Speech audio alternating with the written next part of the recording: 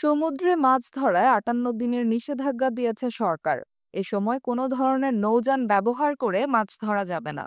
বুধবার এক সংবাদ বিজ্ঞপ্তিতে মৎস্য ও প্রাণী সম্পদ মন্ত্রণালয় এমন তথ্য জানিয়েছে। এতে বলা হয়েছে, বাংলাদেশের সামুদ্রিক জলসীমায় মাছের সুষ্ঠু প্রজনন, উৎপাদন। এই ঈদে জামা জুতো অ্যাক্সেসরিজের ডিসকাউন্ট।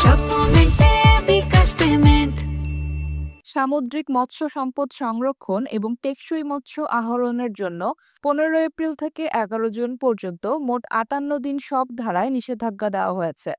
মৎস্য ও প্রাণী সম্পদ মন্ত্রণালয়ের উপসচিব এইচ.এম. খালিদ ইফতেখার স্বাক্ষরিত প্রজ্ঞাপনে বলা হয়, সামুদ্রিক মৎস্য বিধিমালা ২০২৩-এর বিধি ৩-এর উপবিধি এর দফাতে প্রদত্ত ক্ষমতা বলে সরকার বাংলাদেশের সামুদ্রিক জলসীমায় মাছের সুষ্ঠু প্রজনন, উৎপাদন, সামুদ্রিক মৎস্য সম্পদ সংরক্ষণ এবং টেকসই মৎস্য আহরণের জন্য ১৫ এপ্রিল থেকে ১১ জুন পর্যন্ত মোট ৫৮ দিন সব ধরনের মৎস্য নৌযানের মাধ্যমে যেকোনো প্রজাতির মৎস্য আহরণ নিষিদ্ধ ঘোষণা করেছে।